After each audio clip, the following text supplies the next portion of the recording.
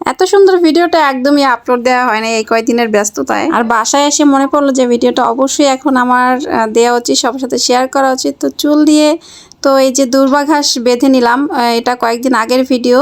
তো ষষ্ঠী পূজার ভিডিওটা দেওয়ার জন্য মানে এত আগ্রহ কেন, কারণ অনেকের নিয়ম অন্যরকম। আর আমাদের যেই নিয়মটা আমার শ্বশুরবাড়িতে, সেটা হচ্ছে আমি দেখাচ্ছি, হয়তো আলাদা নিয়ম হতে পারে অনেকের। তো এই যে পাখা আর দুর্বা ঘাস আমার শাশুড়ি আমার হাতে দিল, সাথে একটা আম সিঁদুর মাখা। কোথায় যাব এটা নিয়ে, চলো আমরা একটু দেখে আসি কোথায় যাই। আর আমার ছেলে মেয়ে যে উঠে গেছে, এখন বাজে সকাল 7:30টার মতো। 7:30টার দিকে 7টার দিকে মা আমাকে ডাক দিল। আর আমারও কাঁচা মানে কি বলে যে খুব পাতলা ঘুম, কেউ ডাকলেই উঠে যাই।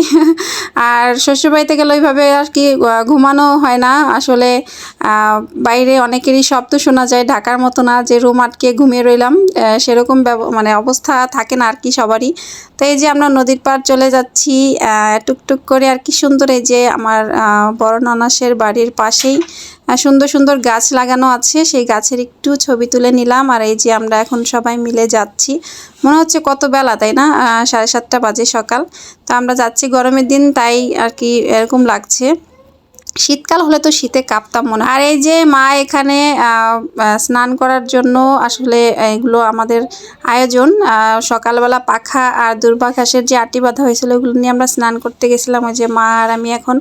আর ঋগ্বেদ রিম্মিও স্নান করে নিল নদীর ঘাটে। নদীর ঘাটে স্নান করতে অনেক বেশি পছন্দ করে। এই যে পাখা আর আম আর হচ্ছে এটা ধুয়ে নিয়ে আসলাম, আম সিঁদুর মাখানো আমটা, এগুলো ডুব দিতে হয় এগুলো নিয়ে। তো ডুবি তো আর দেখাতে পারলাম না। আর এটা এনে ঠাকুরমশাইয়ের যে স্ত্রী আছে আমাদের, ঠাকুর দিদি হয়, বৌদি বলি আমরা, সে বৌদির কাছে দিয়ে দিলাম।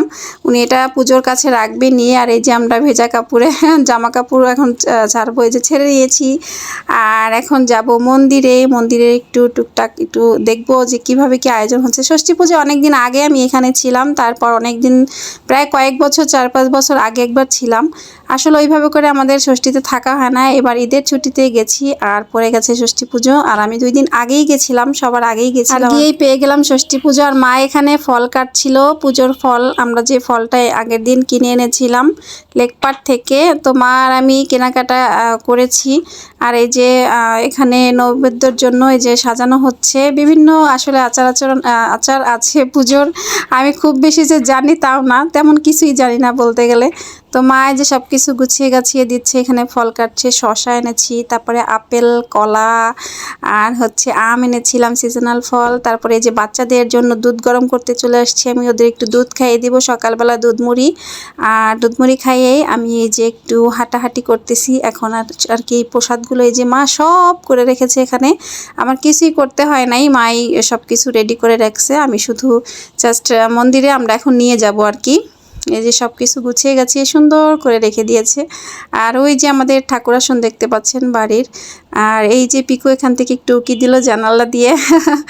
আর আমরা এই যে বেরিয়ে পড়ছি এখন, আর মন্দিরে যাব এখন, চলুন তো মন্দিরে যাওয়া যাক। আর পিকু এটা ভিডিও করে দিল আমাদের, বললাম যে মা তুমি দাঁড়াও, আমরা একটু মন্দিরে যাব, তুমি একটু ভিডিওটা করে দাও, কারণ এক হাতে তো সম্ভব না আসলে ভিডিও করা। তারপরে এই যে মন্দিরে চলে গেলাম। মন্দিরে যাওয়ার পরে সবার এই যে যারা দিয়েছেন বাড়ির সবার পাখায়, যে পাখা আর দুর্বা ঘাস আর আম সবাই ডুব দিয়ে এসেছে নদীতে।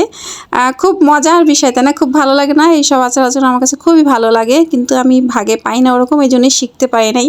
আর মন্দিরটা তো আমাদের অসাধারণ, এটা বলতেই হবে, অসাধারণ মন্দির, আমাদের খুব ভালো লাগে। বাড়ির সবচেয়ে সুন্দর জায়গা হচ্ছে আমাদের এই মন্দির, একদম ঘর থেকে বেরিয়েই মন্দিরটা আমাদের বাড়িতে, খুব ভালো লাগে এটা। তো এই যে মন্দিরের চারিপাশটা আমি একটু দেখিয়ে দিচ্ছি। আসলে ঘন্টা বাজাতে পারছি না, দুঃখের বিষয়। ঘন্টার মধ্যে মৌমাছি একটা বাসা বেঁধেছে, এই জন্য ঘন্টা বাজাতে পারছি না, আমি যাইনি আর ভয়ে বাজাতে। তো দেখি ঠাকুর দাদার বউ বলেছিলেন যে এটা ঠিক করে দিবে। আর এখানে একটা বাচ্চার এই যে আমি ভিডিও নিয়েছি, দেখলাম যে ওর মা পাতা কুড়িয়ে নিয়ে যাচ্ছিল, আর বাচ্চাটা একটা পাতা পড়েছিল, সেটা ও কুড়িয়ে নিয়ে যাচ্ছিল মার পিছু পিছু। খুব ভালো লাগলো দৃশ্যটা, এই জন্য আমি ভিডিওটা করলাম। আর এখানে যে পুজোতে সবাই বসে গেছে এসে, প্রায় ঠাকুরমশাই যে আমাদের, আর হচ্ছে এখানে জেঠিমা কাকিমা সবাই মোটামুটি আছে, যারা বাড়িতে আছেন আর কি। আর অনেকেই এখনও আসেন নাই বাড়িতে ঈদের ছুটিতে, আমি একটু আগেই গেছি সবার, যে 2 দিন একটু গিয়ে বেড়াবো।